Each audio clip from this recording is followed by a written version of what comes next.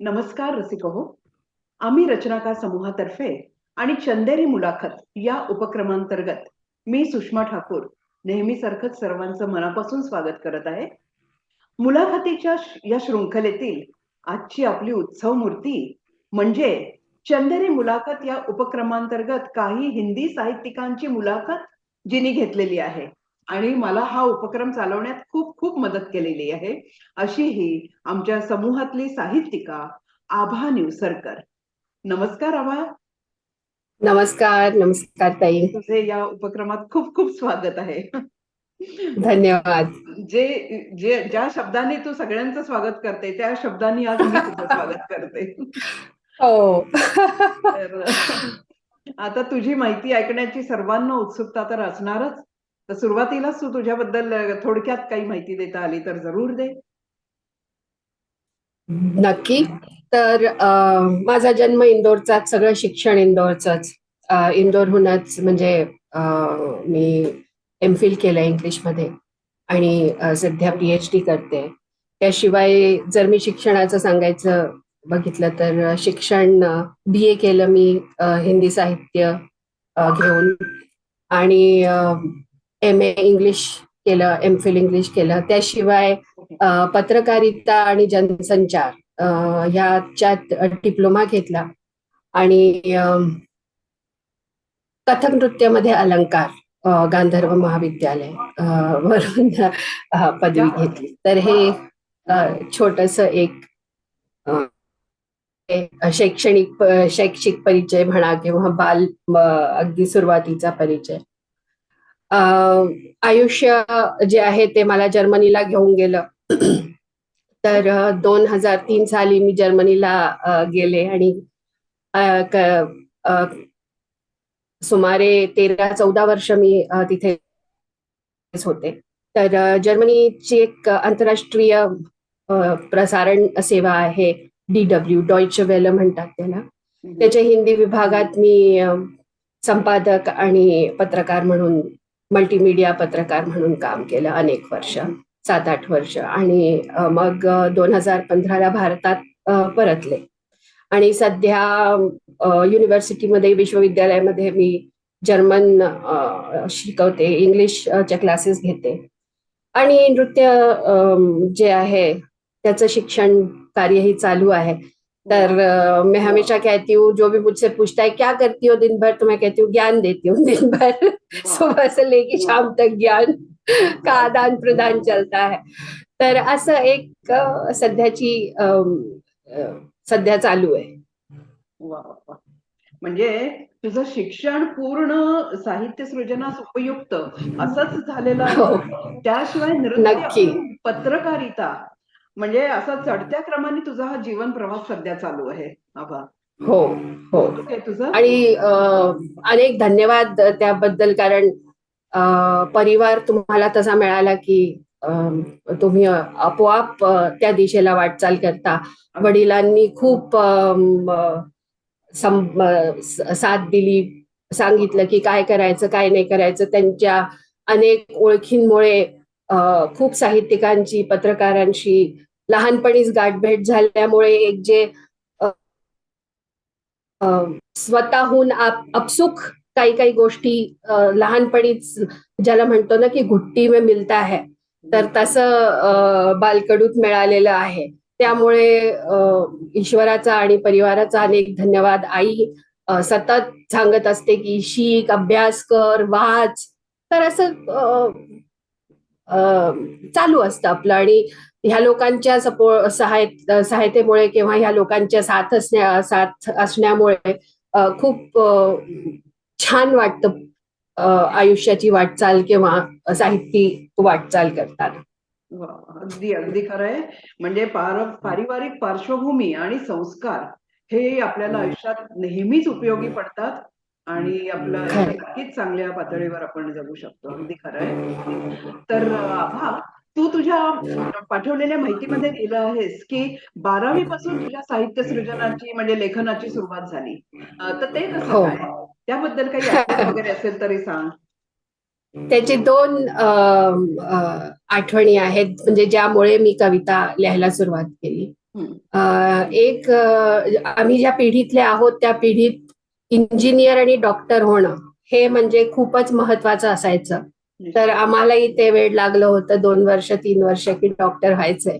तर आम्ही इंदोरला एक खरे कोचिंग इन्स्टिट्यूट आम्ही लहान असताना ती खूप चांगली आणि छान अशी ट्युशन सेंटर होतं. खूप हम्म. मुलं तिथे यायची. तर तिथून तिथे 15 ऑगस्ट 26 जानेवारीला केव्हा अशा मध्ये मध्ये सर देशभक्तीचे खूप काही काही गोष्टी सांगायच्या. आणि विवेकानंदाबद्दल किंवा असे थोर व्यक्ती जी आपल्या भारतात झाली आहे किंवा जगात झाली आहे त्याबद्दल माहिती सांगायचे. तर त्याच्यातून मला एक सुचलं होतं आणि त्यावेळेस मी अगदी खूपच देशभक्तीवाल्या कविता लिहायचे की आणि व्यंग असलेल्या कविता हो. शी माझी सुरुवात झाली. तर ती मला पूर्ण कविता तर काही आठवत नाहीये पण 4 ओळी आठवतात ते की यही तो हम है हमारा देश जिसकी कली कली फर्टिलायझर से फूल बनी वगैरे हो. वगैरे असं त्याच्या काही क्या काही बात है. वा वा कारण वा. त्यावेळेस काय असं खूप ऐकलं होतं की खूप फर्टिलायझर्स मागवतात ते आणि शेतात बरोबर. शिंपडतात ते वगैरे. तर ते असं काही ती कविता सरांकडे अजून ठेवलेली आहे त्यांनी सांभाळून ठेवली आहे. वा वा वा. आणि दुसरी जी उत्स्फूर्ती किंवा काय म्हणायला पाहिजे आपल्याला एक कल मिळाला कविता लिहायचा तो आमच्या नृत्यगुरु तांबेताईं जयश्री तांबेताईंमुळे. कारण आम्ही नृत्यात कवितांवर अभिनय वगैरे करतो. हम्म. तर त्यांनी मला सांगितलं की तू लिहून बघ तुला जमतंय का कविता. तर छंदबद्ध तर त्यावेळेस काही जमली नाही पण एक लिहिली अशी की मनुष्य पानी की बूंद सा हम्म. आता है इस जगत में. पहाड़ सी जिंदगी पर एक छोटी सी बूंद गिरती है और गिरती ही चली जाती है रहस्य की खोज में. वा. एक से अनेक बूंदें मिलती हैं वे सब उद्विग्न सी कुछ उथले से गहरे की ओर निरंतर प्रवाहित रहती वा. है. असं लिहिलं आणि गहरे और गहरे जाते हुए मिलती है सागर से विलीन होती उसकी काया में अंतिम इच्छा लिए मैं एक बूंद बनूं इसी गिरी पर गिरकर चलती आऊं सागर तुमको पाने को और गूढ़ में जाने. वा वा वा. तर ही अगदी सुरुवातीला लिहिलेली आहे. तर असा प्रवास जो सुरू झाला तर खूप लोकांनी हरभऱ्याच्या झाडावर चढवलं तर म्हटलं चला लिहित चला काही ना काही नक्की निघेल त्याच्यातनं. नाही, हरभऱ्याच्या झाडावर नाही, हे लिहिणं खरंच खूप कठीण आहे. इतके सुंदर शब्द सुचणं हे सोपं नाहीये आणि व्यंगलेखन पण तू करायचीस तेही फार कठीण आहे. हो. तर म्हणजे ते होतच तुझ्यात उपजतच होतं ते असं बाहेर आलेलं आहे. खूप चांगलं, खूप चांगलं आहे. आणि ह्या क्षेत्रात तू काही पुरस्कारही मिळवले आहेस आणि मध्य हो प्रदेशाचं पुरस्कार प्रतिनिधित्व सुद्धा केलेलं आहे. सर्वश्रेष्ठ हो कवितेचा कवितेत नाही पुरस्कार. कवितेत तर मध्य प्रदेशाचं प्रतिनिधित्व केलंय असं नाही म्हणता येणार पण स्काउटिंग गायडिंग एक जसं आपल्या देशात एनसीसी असतं तसं स्काउटिंग गायडिंग असतं तर ते आम्ही अगदी लहानपणापासून त्याच्यात होतो अगदी 6-7 वर्षापासून. आणि त्याला एक अशा छोट्या छोट्या परीक्षा असतात की एक पद मिळालं मग दुसरं पद मग तिसरं पद असं. तर त्याचं जे सर्वोच्च पदक असतं ते राष्ट्रपती पदक असतं राज्यपाल पदक आणि राष्ट्रपती पदक. तर त्याच्या काही परीक्षा असतात त्याच्या काही शिबिर असतात ते शिबिर तुम्ही त्या शिबिरात जायचं आणि वेगवेगळ्या टास्क तुम्हाला देण्यात येतात ते पूर्ण करायचं आणि मग ते राष्ट्रपती पदक त्याचं प्रमाणपत्र दिलं जातं. तर त्याच्यात मी मध्य प्रदेशाचं प्रतिनिधित्व केलं म्हणजे मी जाऊन पूर्ण दलासाठी सर्टिफिकेट्स घेतले राष्ट्रपतीच्या हस्ते. वा वा. आर व्यंकटरमण तेव्हा राष्ट्रपती होते. तर ते तर अगदी स्वप्न आहे मला अजूनही असं वाटत नाही की हे खरं होतं कधी अजूनही असं वाटतं एक स्वप्न होतं ते. खूप खूप मोठं यश आहे ते की राष्ट्रपतीकडनं हे स्वीकारणं पुरस्कार स्वीकारणं हे खूप मोठं यश आहे. तर तुझं खूप अभिनंदन त्याबद्दल. तसंच सर्वश्रेष्ठ कवितेचाही पुरस्कार तुला मिळालेला आहे. तो कुठे कसा? हो. इंदोरला प्रगतीशील लेखक संघ मी कॉलेजमध्ये असताना खूप सक्रिय होता, अजूनही आहे. हम्म, तर आशा कोटिया म्हणून एक ताई होत्या. त्यांनी मला त्या समूहात सामील केलं होतं आणि तेव्हाच अलकनंदा ताईंची पण भेट झाली. हो. असं एक ते तेव्हा म्हणजे ते नंतर झालं सगळं. त्याच्या आधी ते एक कविता हे जाहीर जाहीर केलं होतं त्यांनी की प्रतियोगिता आहे कवितेची आणि कथाची. तर मी पाठवली म्हणा. स्वप्नातही कधी विचार केला नव्हता की ह्याच्यात काही आपल्याला नंबर वगैरे मिळणार आहे. पण पहिला नंबर त्याच्यात मला कविता लेखन मध्ये मिळाला. वा. आणि त्यांनी आणखीन प्रोत्साहन मिळालं की हा यार आपण लिहू शकतो असं. नुसतंच लिहू शकतो नाही तर उत्तम तऱ्हेने लिहू शकतो की सगळ्यांमध्ये प्रथम क्रमांक येऊ शकतो. तर हे खूप हो कौतुकाचं हो आहे. आणि नृत्यही तू करतेस. YouTube वरील तुझे काही काही हो. मी व्हिडिओज पाहिलेले आहे. फार सुंदर आहेत ते. त्याबद्दल काही सांग. नृत्य तेच मी सांगितलं ना आधीच की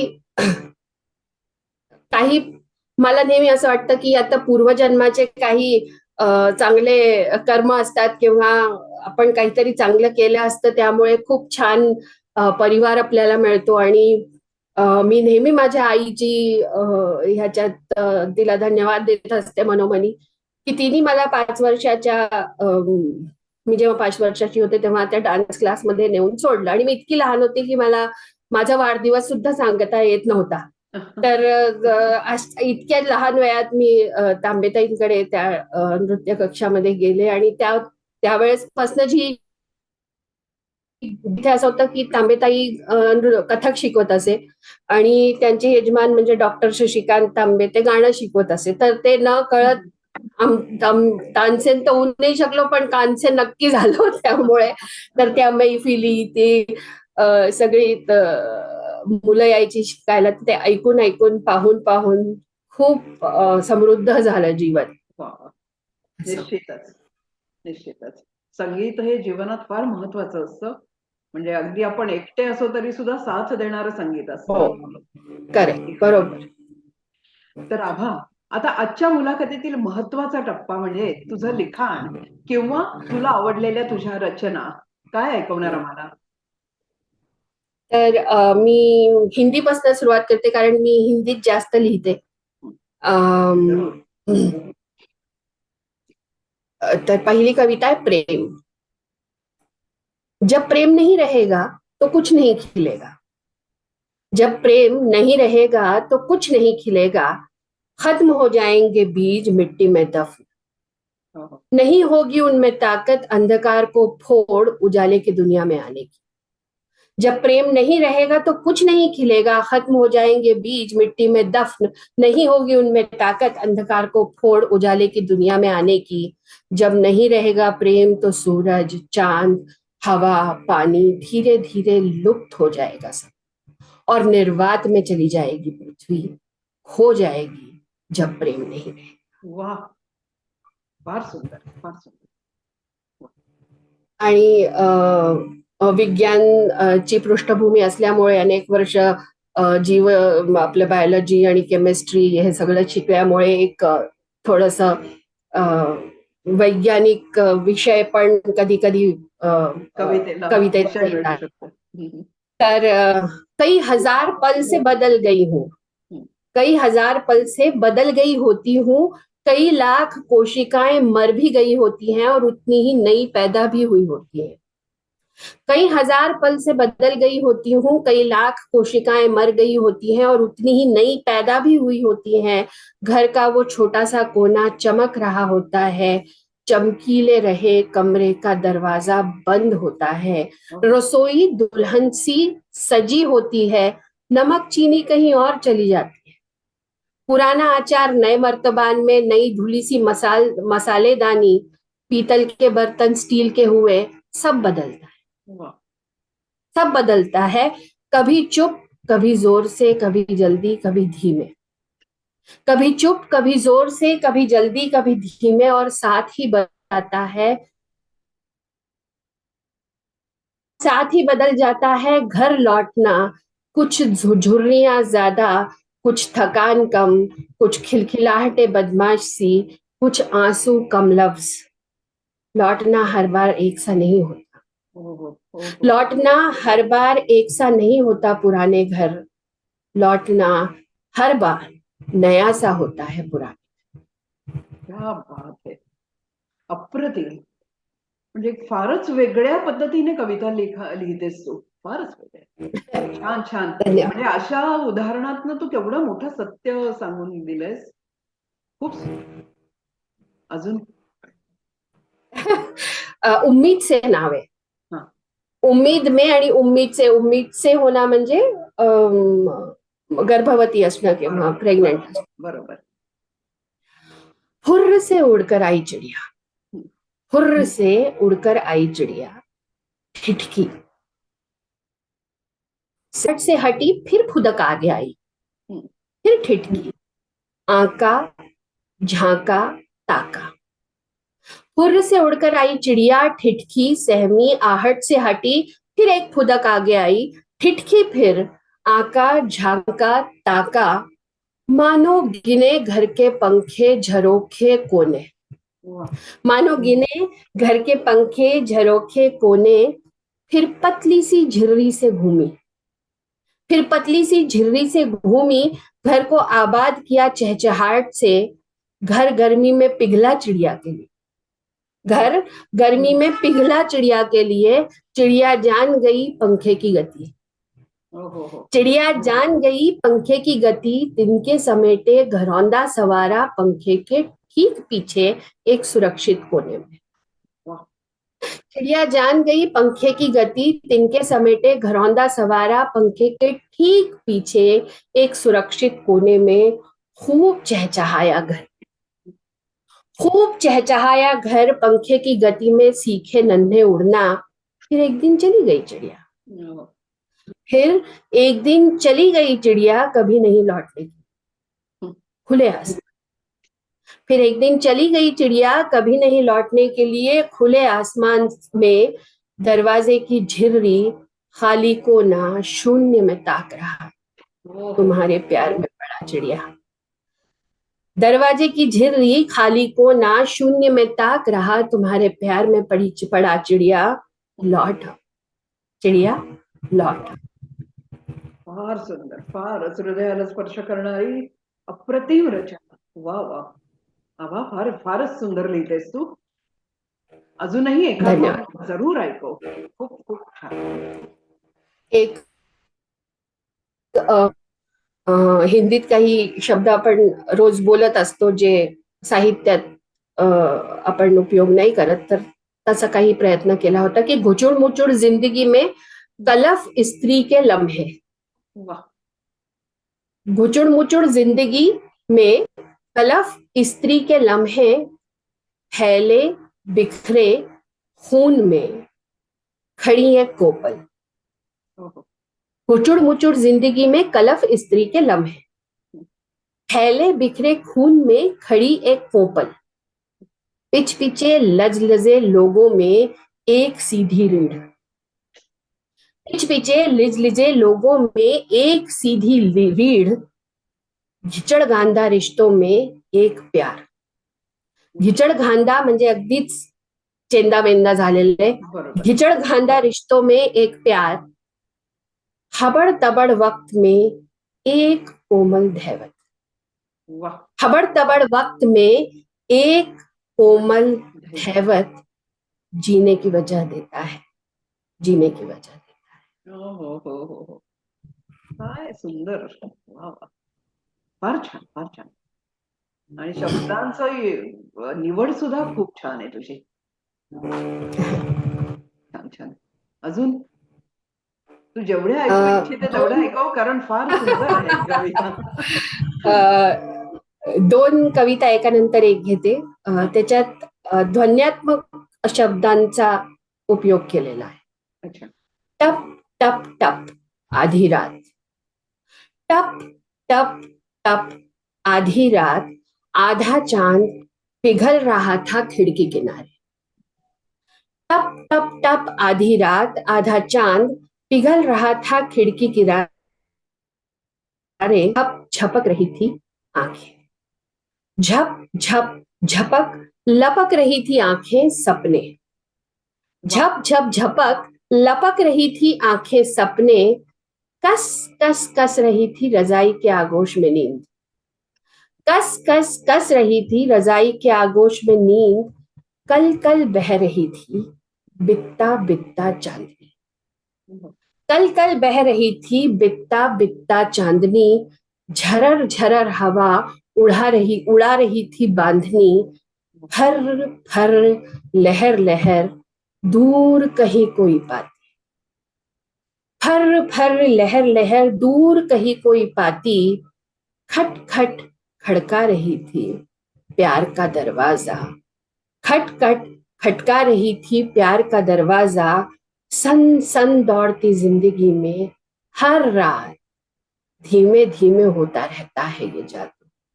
सन सन दौड़ती जिंदगी में हर रात धीमे धीमे होता रहता है ये जादू. वाह, फार छान, फारच छान. वाह, बहुत आणि बढ़िया. हे मनात असलेले आपला गुंता जो असतो, सारखा वादविवाद जो डोक्यात चालू असतो, हम्म. त्याबद्दल लिहिलेली एक 1000वें हिस्से की लड़ाई. अच्छा. वाह. टक से टूटकर धड़कता 3D पल टप से आ गिरता है हथेली में, वाह. टक से टूटकर धड़कता 3D पल टप से आ गिरता है हथेली में, जिस ओर से देखो नया लगता है, जिस ओर से देखो नया लगता है जादुई कलाइडोस्कोप की तरह, वाह. इधर घुमाओ नए धागे जुड़ते, उधर घुमाओ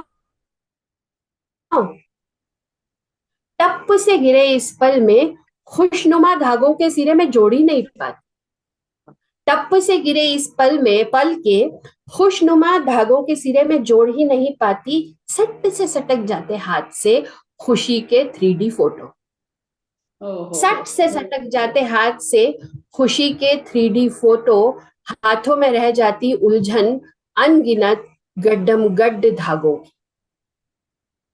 हाथों में रह जाती उलझन अनगिनत गड्ढम गड्ढ धागों की, दिमाग में दर्ज नहीं हो सकी घटनाओं की, खुशी के धागे खो जाते उसी, खुशी के धागे खो जाते उसी में, सेकंड के 1000वें हिस्से की ये लड़ाई न जाने कितनी बार होती, हर रोज हर घंटा हर मिनट हर सेकंड, सेकंड के 1000वें हिस्से की लड़ाई न जाने कितनी बार होती, हर रोज हर घंटा हर मिनट हर सेकंड, और सेकंड के पहले हिस्से में तैयार रहता फिर से एक कच्च हरा पल टप से टपकने के लिए, अगले सेकंड के हिस्से में तैयार रहता फिर से एक कच्च हरा पल टप से टपक. सुंदर सुंदर, काय बोलू. फारच छान. म्हणजे अनेक सौंदर्यपूर्ण शब्दांनी नटलेली आणि जीवनाची अनुभूती सांगणारी तुझी प्रत्येक कविता, आणि प्रत्येक कविता विचार करायला लावणारी, दर्जेदार अशी प्रत्येक कविता तुझी ऐकली. वा वा वा, फारच छान, खूपच छान. तर अजून तुला ऐकवायचं आहे काही, की आपण पुढे जाऊया? एक आपण मी जरूर. अंतिम घेते, म्हणजे जे आपण नेहमी बघतो की लोक वागतात वेगळी बरोबर. असतात, अनेक पैलू असतात लोकांना, तर हे प्रयत्न केलाय की वो जो लिखता है वैसा नहीं है वो जो लिखता है वैसा नहीं है वो, ये भी नहीं पता कि कैसा नहीं है वो वो जो लिखता है वैसा नहीं है वो, ये भी नहीं पता कि कैसा नहीं है वो, लेखनी से झरती है मोहब्बत की स्याही, पर मोहब्बत ही कर ले ऐसा नहीं है वो,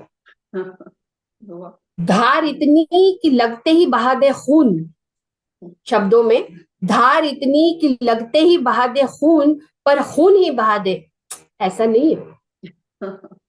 रिश्तों की आंच पर पकते हैं उसके लफ्ज, रिश्तों की आंच पर पकते हैं उसके लफ्ज, पर रिश्तों को जिला ले ऐसा नहीं है वो. भावनाओं की चाशनी से लबरेज उसकी पंक्तियां, वाह. भावनाओं की चाशनी से लबरेज उसकी पंक्तियां, पर जिंदगी भरे जज्बात से ऐसा नहीं है। कविता में उसकी जेब से भारी प्यार, कविता में उसकी जेब से भारी प्यार, रोजमर्रा में प्यार भारी ऐसा नहीं है वो। क्या बात है. कभी आदमी में कविता, कभी कविता में आदमी, हम्म. कभी आदमी में कविता, कभी कविता में आदमी, पर इंसानियत छोड़ दे ऐसा नहीं है वो। हो. निब डूबी ख्वाब में, ख्यालों में डूबी स्याही, निब डूबी ख्यालों में, ख्वाब में ख्यालों में डूबी स्याही, असल जिंदगी में तो ऐसा नहीं है वो। ये भी नहीं है वो भी नहीं है वो, ये भी नहीं है वो भी नहीं है, वैसा भी नहीं है वो, जो अभी अभी मिला था वैसा नहीं है वो। क्या बात है. धन्यवाद. अत्यंत सशक्त व्यंग. वा वा वा वा. फार छान. आभा. म्हणजे मी सुद्धा धन्यवाद. पहिल्यांदा ऐकल्या एवढ्या सगळ्या तुझ्या रचना, सगळ्या आपल्या हो, आपल्या अंगाने फुलवत नेणाऱ्या रचना आहेत. फार सुंदर लिहितेस तू. खूप खूप तुझं धन्यवाद. अभिनंदन आणि असंच लिहित राहा नक्की. आणि आम्हाला ऐकवत राहा. तुम्हा सर्वांचा पाठिंबा असला तर नक्कीच पुस्तक येऊ हे दे. ही यात्रा. हो, मी लवकर सगळ्यांना जे लवकर येऊ दे. म्हणते तेच तुम्ही म्हणताय. कारण कारण हे निश्चित वेगळं लिहितेस तू. सगळ्यांच्या सारख्या एका पठडीतल्या कविता नाहीयेत तुझ्या. तर ते पुस्तक जरूर आलं पाहिजे. सगळ्यांना आवडेल, यात वादच नाही. नक्की तर आभा, नक्की. आज आपण थोड्याफार गप्पा मारल्या. तू तुझी माहिती, तुझे छंद आणि तुझं हे इतकं सुंदर साहित्य सृजन सर्वांबरोबर सामायिक केलंस. खूप सुंदर लिहितेस तू. ऐकत राहावंसं वाटतं, इतकं छान लिहितेस. तर तुझी अशीच प्रगती हो आणि भविष्यातील तुझ्या या यशस्वी वाटचालीसाठी तुला अनेक अनेक शुभेच्छा. आणि धन्यवाद. तर रसिक हो, आजची ही आपल्याला एका वेगळ्याच विश्वात घेऊन जाणारी मुलाखत माझ्या इतकीच तुम्हालाही खूप खूप आवडली असणार यात शंकाच नाही.